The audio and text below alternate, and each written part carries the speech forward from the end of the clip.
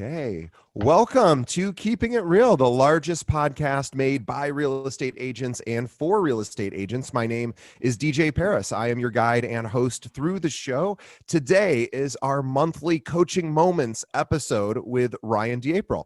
Now, if you're not familiar with Ryan, or if you're new to listening to our podcast, Ryan comes on every single month to provide our listeners and our viewers a coaching moment and a coaching session. So let me tell you a little bit about Ryan. Now, Ryan DeApril is a progressive thought leader focused on providing for his agents and his staff at DeApril Properties. His strengths are his motivational skills, his coaching style, and his dedication to training. He has 14 offices throughout Chicagoland.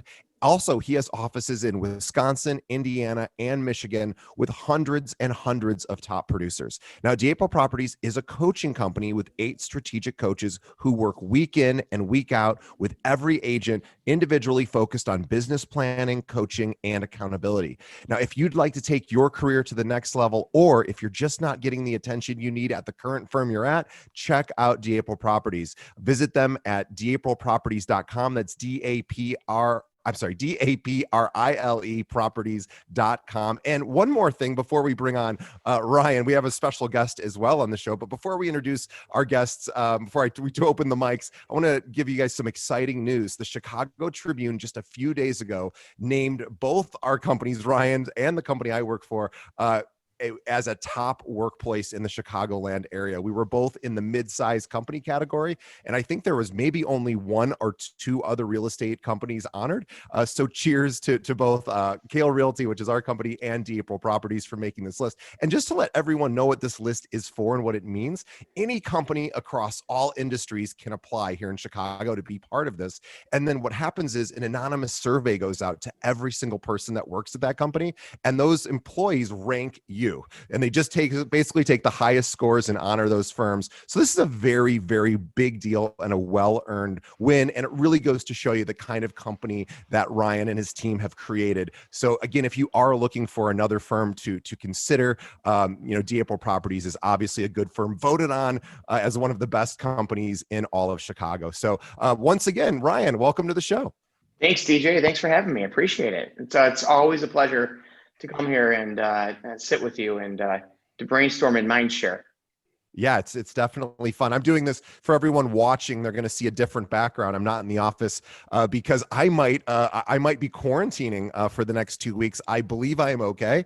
But my girlfriend, who actually works at DeApril Properties herself, her might have been exposed to somebody in her building. So we are taking the proper precautions and quarantining until we get tested.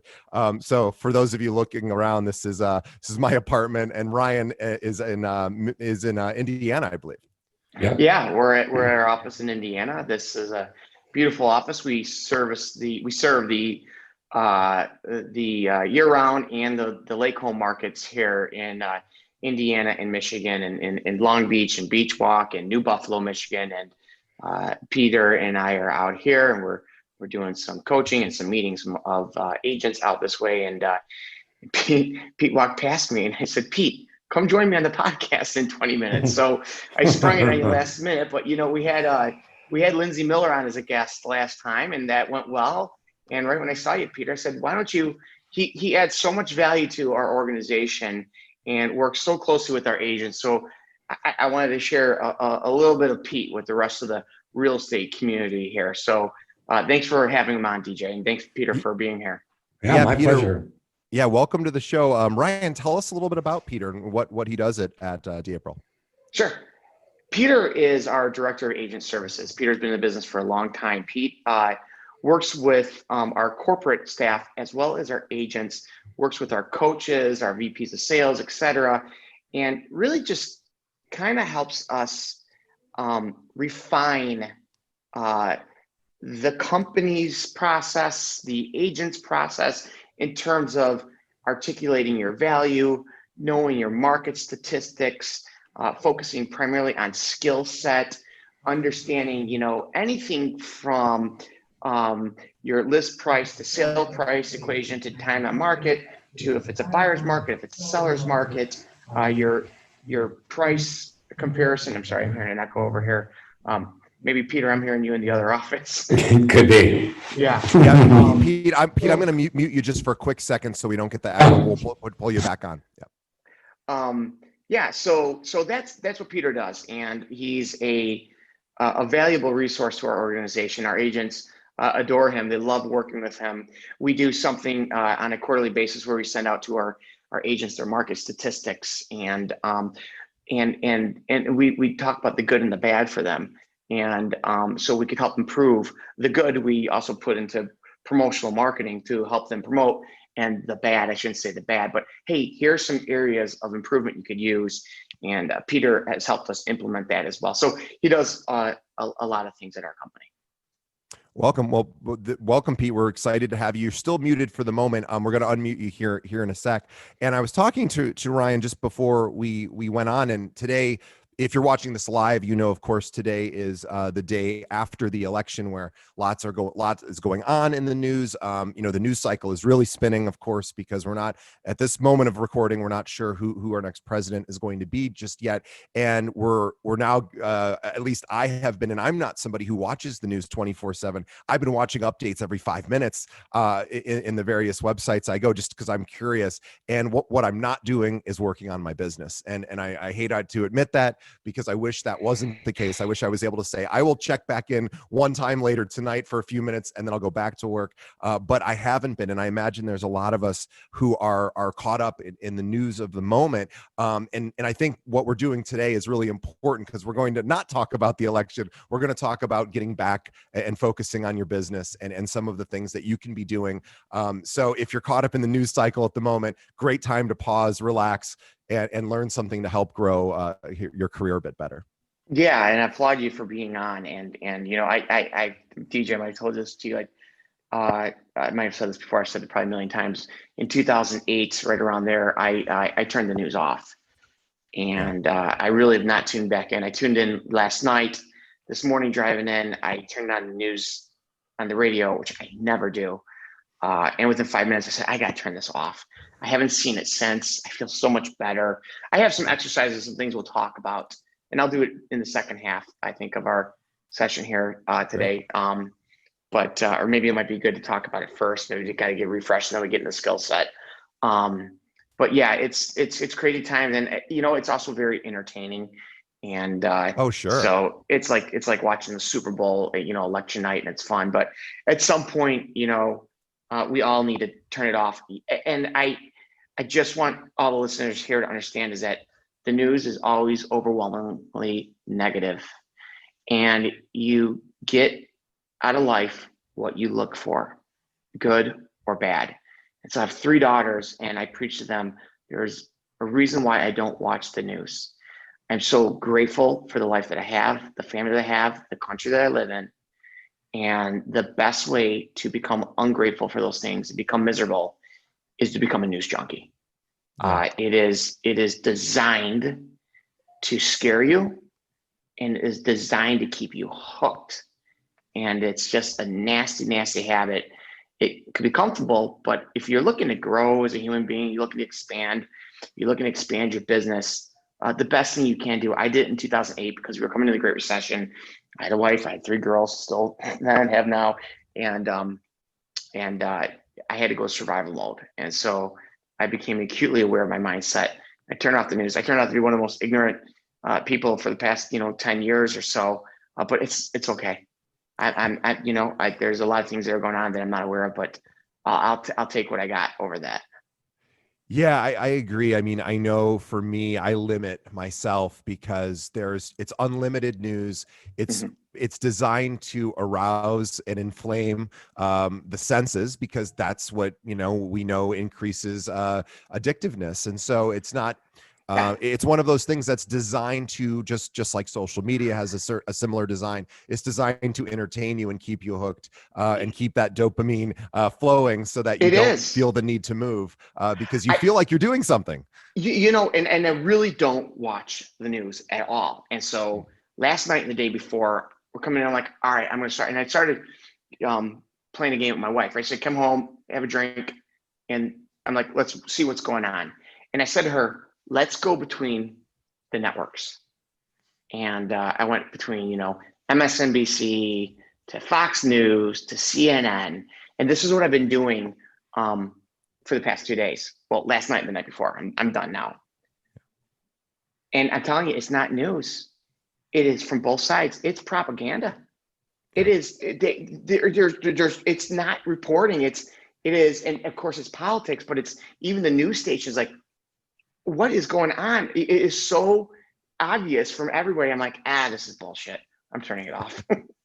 Yeah, it's definitely a good idea. And for those of us that most of our listeners or viewers are probably caught up in it today, we understand that. But really think about how much time you spend being entertained versus going out and doing things that could help your community, your family, your friends, as well as your business. So we're going to be talking about the right mindset to get into today, to be able to turn off the news when you want to and be able to move forward in life. So let's segue into skill set. Is that okay? Sure. And Pete, I'm going to hand it off to you. I'm going to ask a couple of questions, and I'm going to hand it off to you. And again, Peter, I know that I just really put you on the spot last minute here, but you're so skilled at what you do. Let's talk about locally what's going on here in Chicagoland, and with the pandemic and the elections, et cetera. Real estate is hyper local, correct, Peter? Totally agree. Yes. So tell us what's going on in the marketplace and as real estate agents in Chicagoland. For the Chicagoland listeners here, what can they be looking for in the different markets? And then once you're done with that, for the real estate agents across the country that are listening, where are places that they could find this information? So why don't you take it from there, Peter? Sure. Thank you. So it's really interesting. We've entered into the new year in 2020 with a very fast-paced market, and an acceleration began to happen in the spring. And we all felt very optimistic about the market. And what's interesting is that coronavirus did two things. It really put the brakes on the market itself on a national scale when we went into lockdown. But simultaneously, what it did was it created accelerated demand.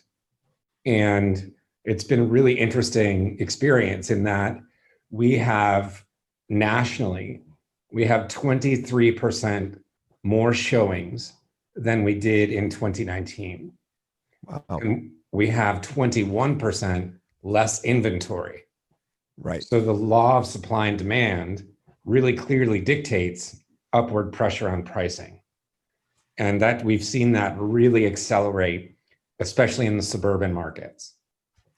Is this, Pete, just to question sort of why this might be happening? Is this a confluence of people being cooped up and maybe feeling like they need more space, interest rate or lending rates being so incredibly low, and anything else, and anything else contributing that you see? So I think exactly what you said. I think that we've seen the perfect storm from a consumer standpoint. And so the low interest rates, the historically low interest rates, and the downward pressure on interest rates is going to maintain through at least the spring. And it's going to maintain demand. Demand is going to remain high through the spring. So lots of buyers, not a ton of inventory. Correct. We're going to continue to see that scenario. The other thing that it's done, coronavirus itself, put a really strong focus on housing and how we live. So put a very strong focus on home and defining what home is.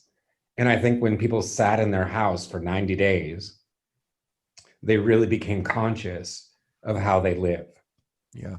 And it's really created a scenario where people are engaged in the real estate market like they've never been before. And there's a huge amount of pent-up demand. Yeah, that makes a lot of sense. I mean, I know for me, I'm in the process of closing on a larger place that I wasn't planning on doing prior to the pandemic. But you're right, I became more acutely aware of my physical surroundings. I was stuck here in my in this apartment, and thinking, I think I'd like some more space, and I had more time to be searching as well, because I was not traveling to and from work, and I was just able to save some additional time. So I think you're absolutely right. I mean, I am a perfect example of somebody who started feeling this is a little too small, and started looking and found a place pretty quickly. I also think that there's been a paradigm shift in how we define work. Yeah. So the paradigm shift is for many, many people, they've been able to remove their commute. Yes. And are working remotely. And so that also affects your vision of home and how you can focus and be productive within your home. Yeah, I imagine most people are probably now thinking of upsizing. We're seeing a flight here in the city out to the suburbs here in Chicago Metro, because there's more space. You can your dollar may stretch a bit further, and it's just a lot quieter. And if you're going to be spending a lot of time at home in the foreseeable future, assuming you don't return to an office scenario, the home has become a lot more important than I think it ever was before. Yeah. And for the listeners here, and as the segment is called Coaching Moments, I'm going to ask Peter here, the data that you just gave to us, because for the real estate agents listening, the experienced tenure, the new agents, they always have to be sharpening their skill set to be adding value to their network, who are going to be their clients. And so one thing is that was Pete's national. Then we're going to come down and we're going to talk how real estate's hyper local, and I'll ask you some data information on that. But before we get that, for the benefit of the listeners, Peter, where would they find data like this? Where can they go out and educate themselves? You sounded so brilliant in what you said, and if I were buying and selling a home and you were to speak to me like that, you'd be my real estate agent. And so we want to help the listeners. Where do they find data like this? Where did you go out and research that data to just educate DJ and I on that? Sure. So there's several sources that I go to on a daily basis. One of the things that I do is I read CNBC's real estate section of their website on a daily basis, because they give great updates on mortgage, the real estate market, etc. And it's pretty comprehensive. The Wall Street Journal also has a great real estate section, which I access on a daily basis. Crane's Chicago Business. Dennis Rodkin is an amazing reporter who covers the city of Chicago. I pay attention to Crane Chicago Business. There's also a product for real estate agents that I think is really powerful, and it's called Keeping Current Matters. And you go to keepingcurrentmatters.com, and there's a monthly report that's released on the 10th of the month that covers the national real estate market, and gives you resources to be educated. And I think that that's hugely important. One of the things that we really try to manifest at DApro Properties is the most highly educated agent, so that they can go and articulate market scenarios and they can articulate their personal value. And one of the things that our agents are taught to do is how to monetize their value for the consumer. And once you do that, you win in every situation. If I asked you what your job description is, and you were able to nail it and then monetize your value, that is a really powerful stance. Yeah, Pete, I agree. It's an amazing important thing to note, in that you always want to know more than your client, and you don't have to know 1,000 times more information than your client, but you have to know more than they know. And some of these sources that Pete was mentioning, of course, most of them are available to anyone. So you have to be reading what your clients read, number one, and then you have to even go beyond that so that you can give them information while you're chatting with them that they don't already have. DJ, another thing is to add to what you just said and what Peter said is there's a great author I've quoted before, Daniel Pink, and he, in one of his books, wrote about being the curator of knowledge. So, for example, Pete, how long does it take you to read those articles on a daily basis? 30, 45 minutes. Okay, great. So 30 minutes of your time, you could spend 1-2 days a week educating yourself. But the true value, you guys, is being the curator of the knowledge, because the knowledge is there. Anybody in the country, in the world for that fact, can read what Peter read. What Peter did is he was the curator of the knowledge and he brought it to us. So we live in the information age. So if you want to differentiate yourself, you have to be the curator of that information and then be able to articulate it to people. And that takes practice and time, but after enough time you do it. So Peter curates the knowledge for us as an organization and then educates us and our agents. And then we go and then we curate the knowledge for our clients. Okay, Peter, I'm going to switch on you here now. Sure. All right, so you just gave us a national trend of what's going on in the real estate. Let's bring it down and let's talk regionally in here in Chicago. So the listeners that might be in Laguna Beach or Nebraska or wherever, they got to get down to their marketplace. What's going on with our marketplace? And then after you answer it, I'm going to have the follow-up question for the listeners who are real estate agents. Where do you find that knowledge? So Sure. What's going on here in our marketplace, Peter? So there's a lot of really interesting dynamics in play right now in the Chicago real estate market. What we're seeing right now is the suburban and tertiary surrounding markets are exceptionally busy. There's exceptional demand. If you put a home on the market and it's compellingly priced in the suburban markets under $1 million, you are really going to have a huge flurry of activity. However, what we're seeing in the city of Chicago proper, in, let's say, the Loop, the South Loop, River North, the high density areas, we're seeing what I would call a flight from density. And people are moving out of the densest parts of the city, and their inventory is growing and buyer demand is going down in these particular areas. And so we are going to see a switch to a buyer's market, which we have not necessarily seen from a consumer standpoint since 2012. And it's really what we need to pay attention to is our ability to give correct information to the consumer so that they understand the situation. Because I was in the market all the way through the Great Recession, and I will tell you that it took 18 to 24 months for the seller psychology to catch up with the market. And people lost a lot of money because they weren't able to react correctly. And I'm not saying that the world's going to cave in and the sky is falling, but what I am saying is that there's a fundamental shift happening in the high density areas of the city, and people need to be realistic about it.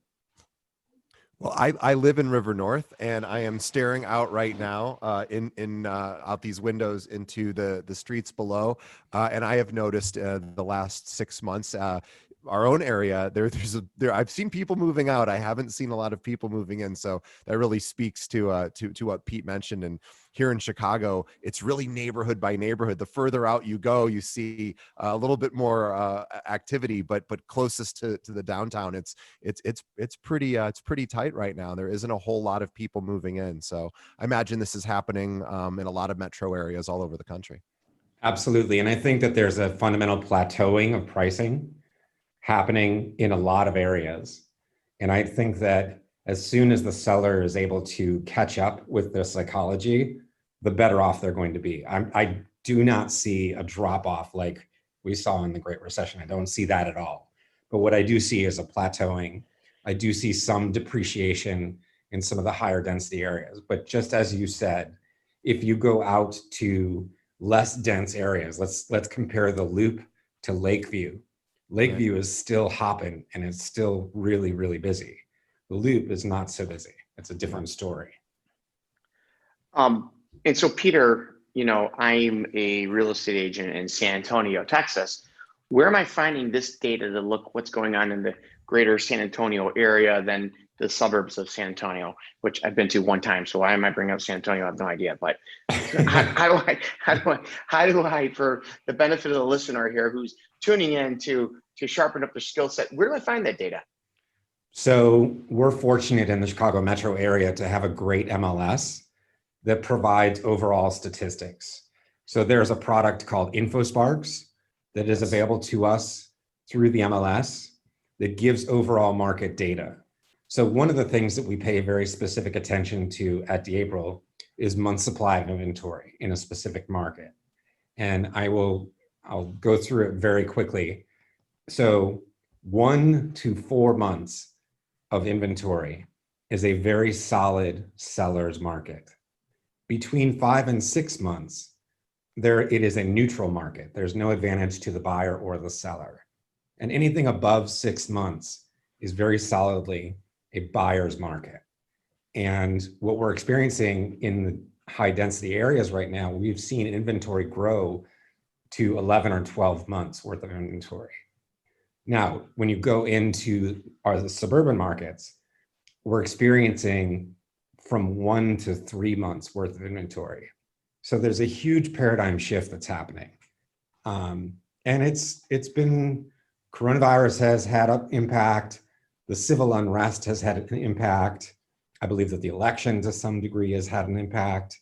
But the market itself has remained very strong. And I think that's driven largely to a shortage of inventory and exceptionally low interest rates. And for our listeners, dive into your local MLS, your MLS, yes. Dive into the tools. There are so many tools that are out there. They're underutilized. And I do want to give Peter kudos because he does a great job of making our company acutely aware of all these resources that are out there for you, because you have to take time and you've got to work on your skill set. DJ, should we move over to mindset now or anything? Yeah, and I just have one thing to tag on before we do that, which is for all of our listeners, if you're a member of a local association, if you have MLS access, there's various different software providers depending on what local association you belong to. Here in Chicago, the software we use is called MRED. I don't think it exists anywhere else in the country, so you probably have your own unique software. And what Pete was mentioning is MRED is connected to this additional piece of software called InfoSparks, which provides great data. You may have something else called something different, but the way to find that out is call whoever provides the software for your MLS. Here in Chicago, we have what's called the MRED help desk. You could also call your local association and ask them, hey, where can I get statistics on the areas that I serve? But call them and find out, because there's a good chance you might already have access to data like this right in your MLS, and you might not even know it. You're right. I mean, we are members of, we have Wisconsin, we're Metro MLS, we're in Gannard and Indiana and Michigan. We have our company has multiple MLSs that we're members of because of our span and for the different states that we're in and whatnot. So yes, it's out there. Peter, is there anything else you want to add to what we're talking about with what's going on in the current marketplace? The only thing I would add to the conversation is what we're going to begin to see again, which we saw in 2010 through 2014, is a flight to quality. And agents that are able to articulate their value and have a track record of success and are able to articulate it are going to win. And agents need to position themselves as the ultimate resource of valuable information, because the value proposition of being a real estate agent has changed 1,000 degrees since the year 2000. And as Ryan suggested, we're the curators of information. And we are the ones that are sort of the gatekeepers of what's relevant. And if you can maintain relevance, you will get their business. Yeah, right. I'll finish by saying, Pete started off by saying, Ryan was saying, how much time do you spend getting this information that you're able to relay to clients to let them know that what's going on in your local area and even nationwide as well? He said, I spend about 30 to 45 minutes a day. Imagine if you did that for even just 1 week, 5 days in a row, just 5 days in a row. Imagine the amount of knowledge you would have. And then imagine doing that, 20 business days a month, and then 12 months out of a year, if you just spent 15 minutes a day, if you don't have 30 minutes, do 15 minutes. You will, within a year, you will be an expert in your local market, and hopefully also have enough information to be able to talk, you know, in a more national sense too. But you will be one of the most knowledgeable realtors in your area, because most realtors are not taking that time every day to do it. And what we're talking about is as Ryan said and Pete have talked about, sharpening those tools. You have to put the time in. This is, it might not feel like you're growing your business, but boy, if you get in front of that big client and you're able to give them more information than the other 3 brokers that they are interviewing, good chance they're going to go with the person they think knows the most. So let's take this and, you know, let's make it a power-packed podcast here, and let's now switch over. Let's go to mindset, and let's talk about burnout. Okay, DJ? Sure. You ever have burnout before? Oh, sure. Of course. We all burn out, right? And when we become successful, more stress comes from it. And what happens to people who are in a sales-based, high-performing role is when you become stressful, you tend to self-destruct. And somebody says, well, what does that mean, self-destruct? So I'm going to share 2 stories of 2 individuals in our organization that I was just coaching with and helping them with the burnout and what we do. And I have burnout. And so you got to understand, if you're a loan officer, if you're a real estate agent, if you're an insurance agent, if you're a management consultant, and you have to generate the business, not administrate it, but generate it, a lot of stress comes with that.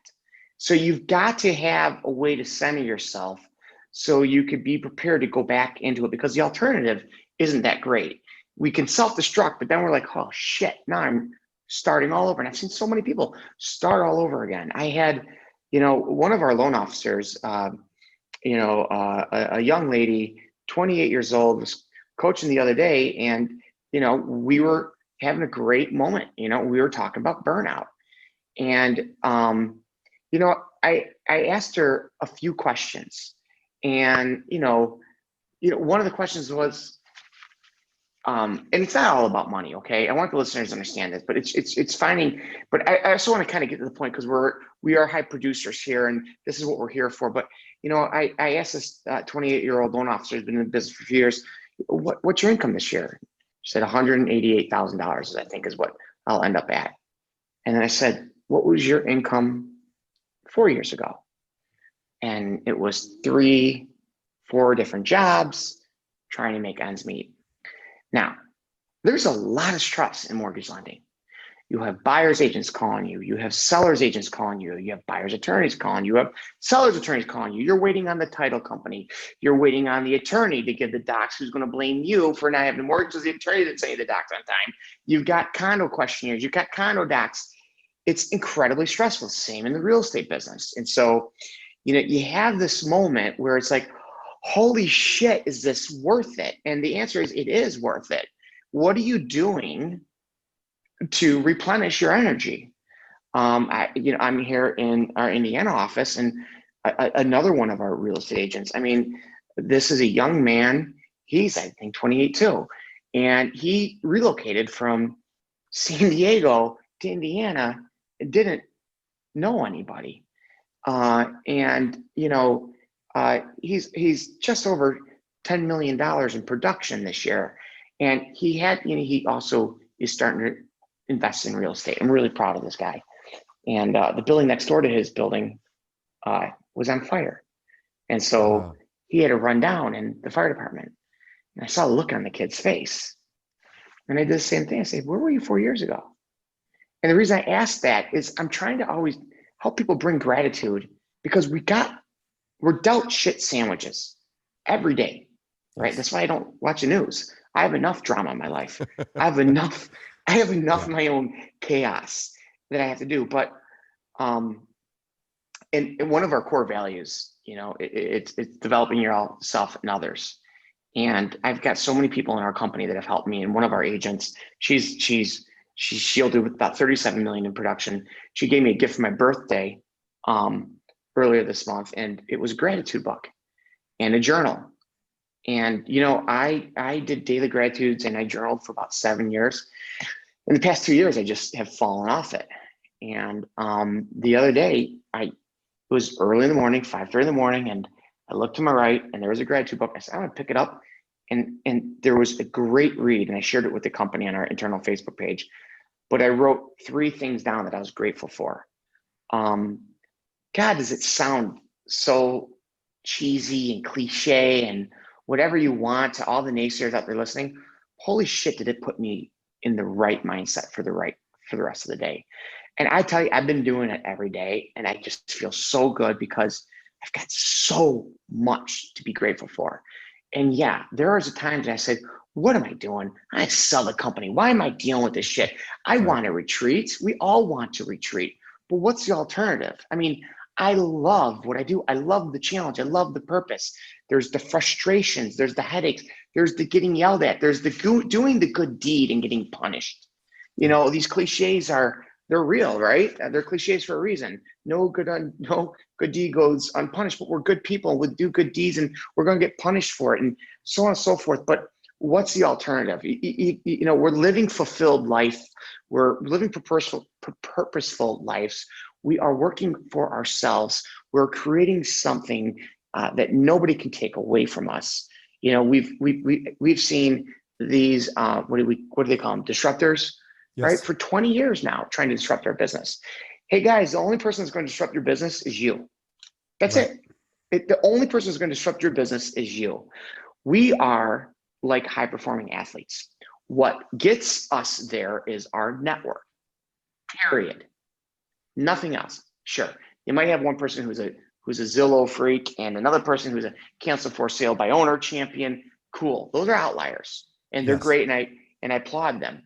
But the easy path, it takes a little bit of time. I mean, like a little bit of time, like 6 months of disciplined activities, is your network. And you have to do a daily routine of being in flow with your network. If there's 200 people in your network and there's 20 working days in a month, 20 working days, not 30 days, not 31 days, not 28 days, 20 working days, Monday through Friday, you divide that by the 200, that's 10 simple connections a day. It only takes an hour or less.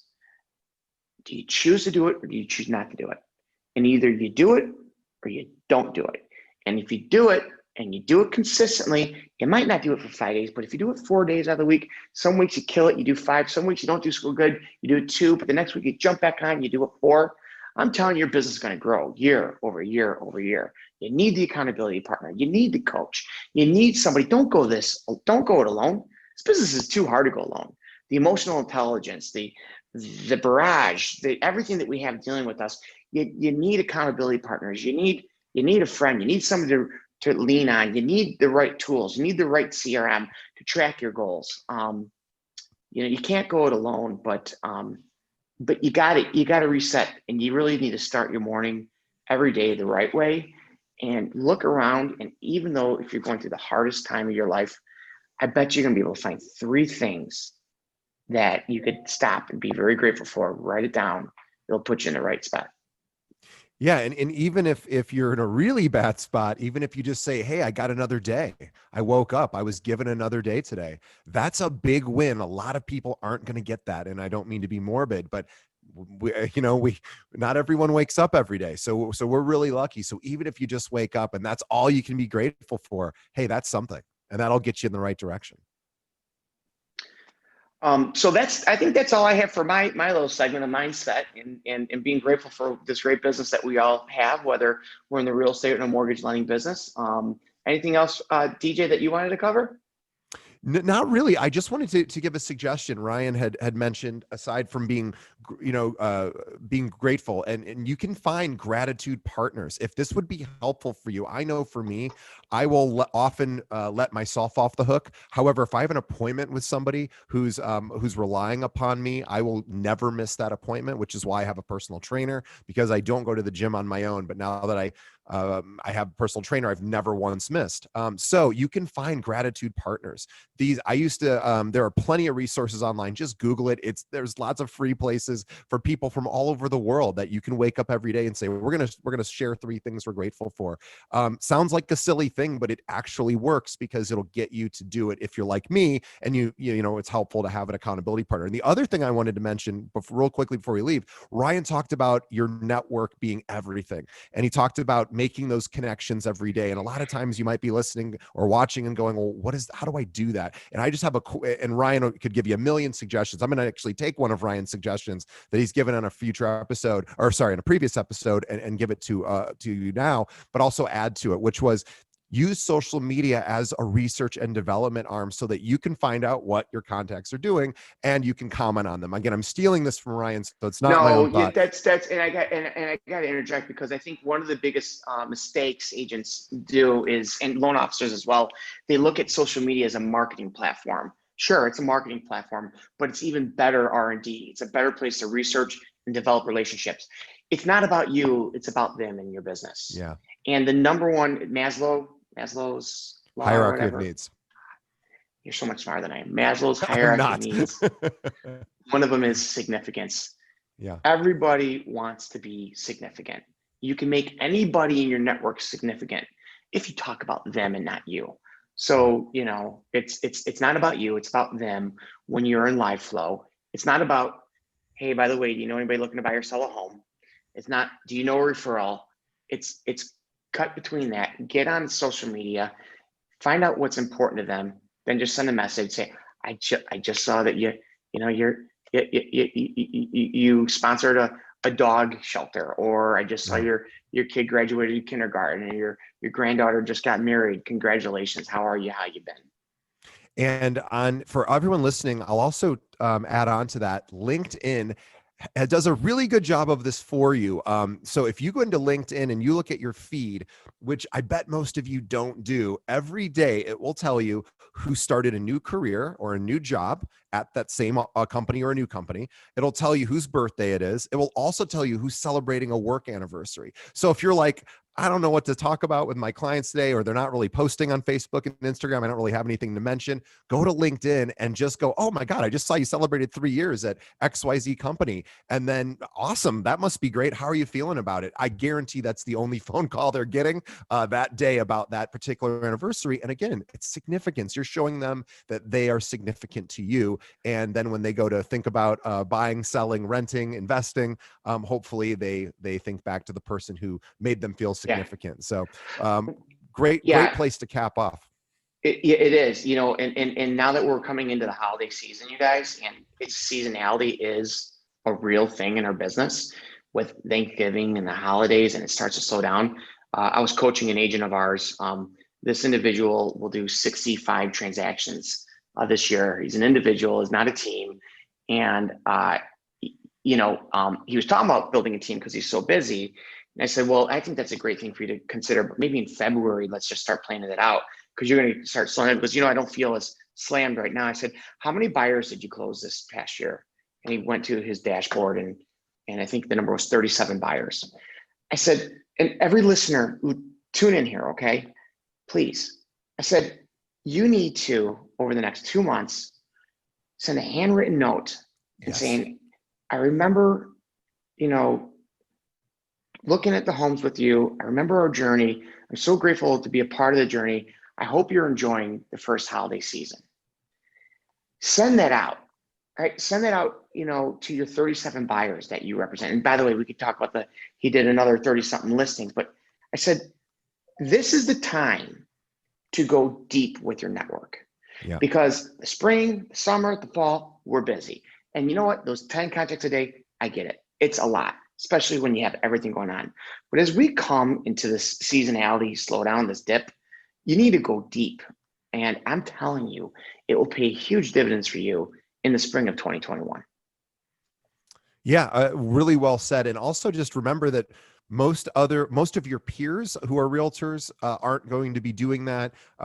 Most of the other people in your clients' lives, the other professional services they may be using, attorneys, accountants, physicians, financial advisors, they're probably not doing it either, right? 95% won't. 95% won't. But I'll tell you guys that are listening, it's really fun to be in the top 5%. And it's really not that hard. It's just your choice. Keep that in mind. That's what I want to leave you on. It's your choice to be in that group. And you gotta be aware of your actions and what you're doing. And if you choose to, you will have it. And making people feel significant will make you feel significant and will make you feel like a good citizen, regardless of whatever business comes to you. And if you're dealing with some tough feelings right now around what's going on in the political climate or just the economy or jobs, it's a tough time. And the holidays are stressful. This is a time where you can actually recharge by giving. So give to your clients, make them feel special. They are special. Do it from an authentic place. And you're going to reap some pretty serious rewards, which of course is not the reason you're doing it, but is a real nice side effect of making people feel significant. So I think that's a great place to wrap up. Peter, I want to thank you for your debut on our show. We appreciate it. Boy, you're probably one of the most well-spoken guests we've ever had. So we really appreciate you jumping on the call and helping our listeners understand how they can educate themselves and can continue to increase their knowledge. Thanks so much for having me. We really appreciate it. Ryan, as always, we appreciate you and everything you bring to our show. Ryan is our exclusive coaching partner. And I want to also tell everyone who is in the Chicagoland area, who's a realtor, who also maybe as well, maybe Michigan, Indiana, and Wisconsin. If you are looking for a firm that caters to agents, helping them really grow their business and increase their knowledge and help them with their marketing too, D'April Properties is a great fit. So check out d'aprilproperties.com. On behalf of the listeners, Pete and Ryan, we say thank you for being on the show, taking time out of both of your incredibly busy days to share your wisdom with our listeners and viewers. And on behalf of Ryan, Pete, and myself, we want to thank our listeners and viewers for continuing to support our show. We ask everyone to do just two things for us. One, tell a friend. Think of one other real estate professional or mortgage lending professional. We have a lot of mortgage lenders who listen to our show that could benefit from hearing this episode, and send them a link to the show. Easiest way to do that, find us on our website, which is keepingitrealpod.com. Every episode we've ever done is there. And if you just wanted to binge, watch, or listen all the Ryan episodes, you scroll to the bottom. You can find his coaching moments section and watch them all in a row. Second thing is to follow us on Facebook. Every day we find an article that's written specifically designed to help agents grow their business. We post it there. And of course, all of our episodes we post there as well. So facebook.com/keeping it real pod. And once again, congratulations to D'April Properties for your big win with the Chicago top workplace thing. Also, we just wanted to say thank you again for everyone. And we'll see you next time. Thanks, guys. Thanks, CJ. Thanks so much.